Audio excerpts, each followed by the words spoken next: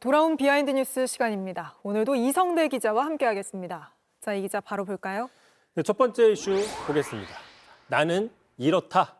비속어죠. 네, 속어로 시작을 하는군요. 그렇습니다. 비속어인데요. 한동훈 전 대표가 오늘 대학생들을 만났는데 12.3 계엄의 밤 당시의 심정을 이런 비속어로 표현을 했습니다. 바로 들어보시죠. 네. 그 계엄을 제가 막으러 나서는 순간 속된 말로 나는 엿됐다 이런 생각이 들었어요. 결과가 좋을 리가 없지 않습니까? 네, 비속어로 이렇게 또 그때 당시의 상황을 설명을 한 거군요. 근데 그날 계엄날 그러니까 잡혀가거나 아니면 내가 죽을 수도 있겠다 이런 공포감을 느꼈다고 한 의원들이 많았죠. 그렇습니다. 뭐 그런 심정을 표현한 건데, 근데 오늘 또 한 전 대표가 다른 비속어를 사용해서 또 다른 심정을 표현하기도 했습니다. 이 네. 장면도 계속해서 보겠습니다. CNN하고 미국 측에 있는 고위 관계자랑 얘기할 때 이제 그분들이 이렇게 얘기하더라고요. 아니 무슨 2024년에 너희 같은 선진국에서 마셜로야 이러더라고요.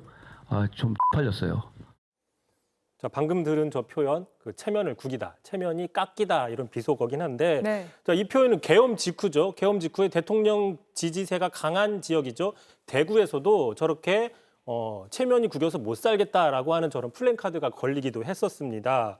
자, 이런 표현을 쓰긴 했지만 어쨌든 간에 그 뭐랄까요, 실감나는 표현을 쓰긴 했지만 한 전 대표가 공식석상에서 연거푸, 연달아서 비속어를 쓰는 건 또 적절하지 않다라는 지적도 나오기도 했습니다. 네. 탄핵 찬성 대표 주자인 한동훈 전 대표가 이렇게 본격적으로 움직이기 시작하자 탄핵 반대 쪽에서는 또 견제도 심해지고 있지 않습니까? 그렇습니다. 대표적인 인사가 바로 홍준표 대구시장입니다. 네. 자, 한동훈 전 대표가 계속 대통령 3년 임기로 단축할 수 있다라고 주장을 하자 그럴 거면은 왜 출마를 하는 것이냐? 아예 출마하면 안 된다라고 강하게 반대를 했습니다. 들어보시죠. 당을 이래 망쳐놓고 양심이 있어야지. 나라를 이렇게 어지럽게 해놓고 뭔 쓸데없는 소리야. 참고로 홍준표 시장도 정치권에서 비속어를 잘 쓰기로 네. 유명한 정치인이죠. 자, 최근에도 한 전 대표가 아까 썼던 그 표현과 똑같은 표현을 쓴 적이 있습니다. 바로 지난 1월이었습니다. 트럼프 취임식 당시에 대선 후보로서 초청을 받아서 미국에 갔다고 했는데 정작 호텔에서 취임식을 네. 봤다고 얘기를 했었습니다. 그러니까 그럴 거면 왜 굳이 미국까지 갔느냐라는 반문이 나왔었죠. 자, 이에 대해서 나는 명색이 대선 후보인데 벌벌 떨며 기다리기 그렇다. 체면이 구긴다라고 얘기를 한 적이 있었습니다. 이런 구도가 형성이 돼 있기 때문에 한동훈 전 대표도 이재명 대표 때리기에 집중하고 있다. 이런 분석도 있죠. 그렇습니다. 일단 당 내에서는 배신자 프레임을 벗어나고 이재명의 대항마는 자신밖에 없다라는 점을 부각하기 위해서 당내 다른 주자들과 거리두기라고 있는 모습 나오고 있습니다.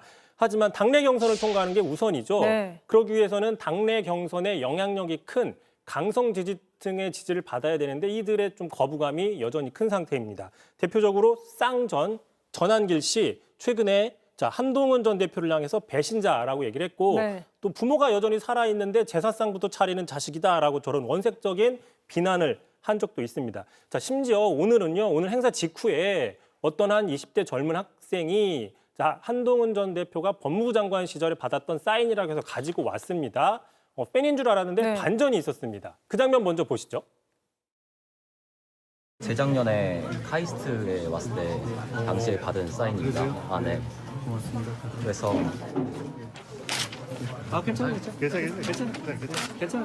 괜찮아요.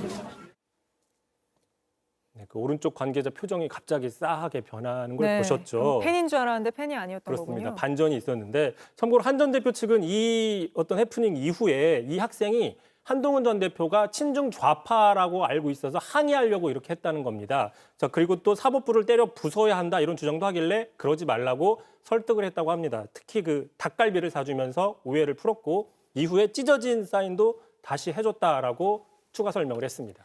알겠습니다. 바로 다음 이슈도 볼까요? 자, 두 번째 이슈 보겠습니다. 자, 모처럼 한마음. 자, 오늘 국회 행안위에서는 선관위의 채용 비리에 대해서 여야 막론하고 질타가 쏟아졌습니다. 그 장면 보고 가시죠. 따님 사직서 찬스 내게 해줄 겁니까? 제가 결정한 문제는 채용할 때는 아빠 찬스 쓰고 사퇴시키겠냐 그러니까 내 의사가 아니고 따님 의사라고 그러시죠. 더 이상 못 들어드리겠는데 그러니까 뭐 법적으로 문제 없는데 뭔 상관이냐 우리끼리 조직 폭력배들 조직입니까? 법을 그래서 지금 고쳐서 저희가 찾아야죠, 방법을. 저런 고위직 자녀 채용 비리 반드시 바로 잡아야 되고 다시 있어서는 안 되는 일이죠. 여야가 모처럼 한 마음이 된 모습이군요. 그렇습니다. 말씀하신 것처럼 부정선거와 채용비리는 전혀 별개의 문제다라고 볼 수 있는 거고요. 오히려 더 이 채용비리에 대해서는 철저하게 조사해야 된다는 주문들이 야권에서도 많이 나오고 있습니다. 뭐 개혁신당에서도요. 자, 부정선거 주장하며 선관위를 공격하는 것은 부당하다. 그러나 선관위가 부정선거 음모론으로 부당한 공격을 받는다 해서 그걸 빌미로 채용비리까지 감싸면 안 된다라는 주장들이 나오고 있습니다. 알겠습니다. 오늘은 여기까지 듣죠. 이성대 기자였습니다. JTBC 뉴스를 시청해 주셔서 고맙습니다. 저희는 저녁 6시 30분 뉴스룸에서 뵙겠습니다.